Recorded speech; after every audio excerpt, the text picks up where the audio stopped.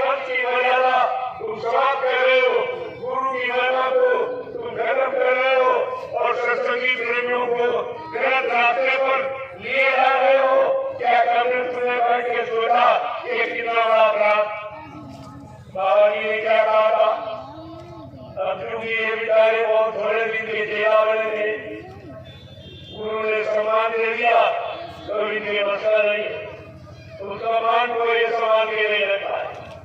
बाबा जी ने सन 1971 में ये आदेश दिया था, कहा बेटा मैंने ये बगीचा बड़ी मेहनत, बड़ी परिश्रम, बड़े संघर्ष से आप लोगों को दूसरे के बनाया।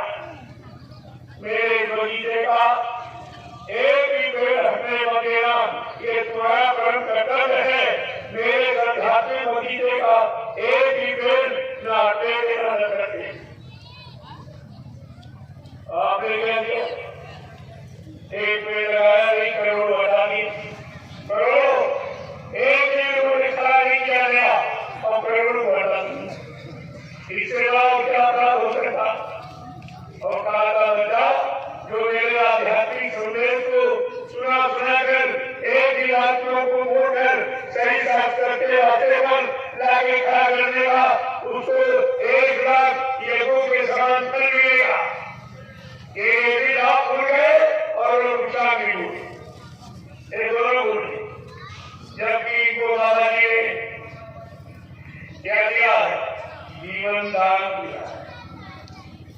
इनको जीवन दान दिया गया मथुरा में, क्योंकि देवी जीवी के वजह अब तक तो खेल खत्म हो गया था, लेकिन गुरु की दया देखो और गुरु के प्रति इनका शिष्य का कर्तव्य देखो, ये क्या कर रहे हैं। इनको देखिए, अरे जो जीवन दान दे सकता है वो इंसान है कि भगवान का भगवान है। जो तुमको जीवन दान दे सकता तुम उनके जीवन धर्म की बात कर सकते हो, जो तुम्हें जीवन दे सकता क्या अपने जीवन के बारे में भूल जाएगा? इतना तो ध्यान रखना ही चाहिए। और बाबा जी ने ऐसे 3 व्यक्तियों को जीवन दान दिया और तीनों टाल द्वारा करने वाले और तीनों करने वाला जी है। जिनको जीवन मिला वो भी जीवन की महिमा नहीं समझ पाए।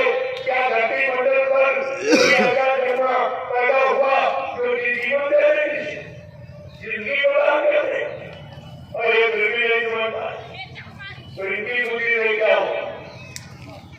ये विनाश का लेकिन बुद्धि अब तो कुछ होगा नहीं और हो रहा है।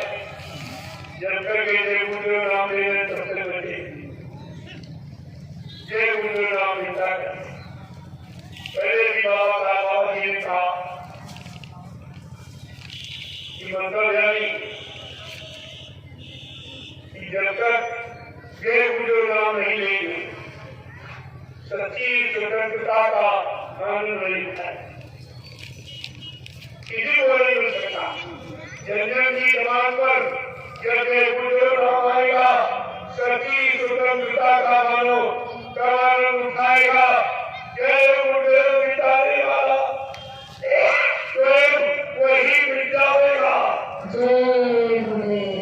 ये बेचारे इस बात से डर गए, अब तक ये गुरु नाम ही खत्म कर दे, कोई दूसरा नाम देने लगे।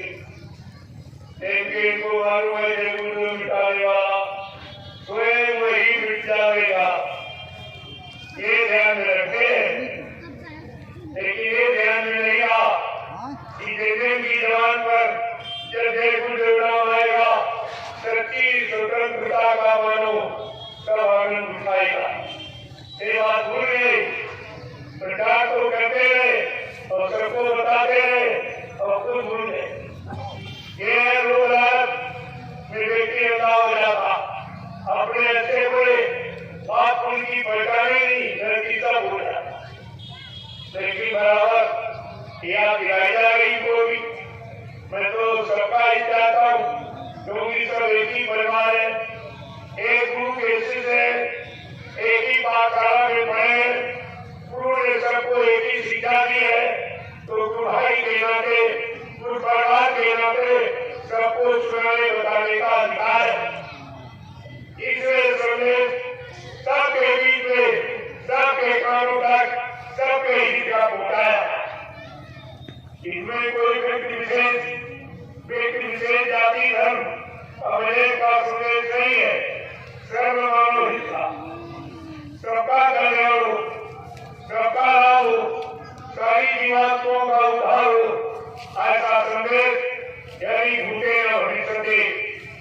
आया ना आगे कभी आएगा।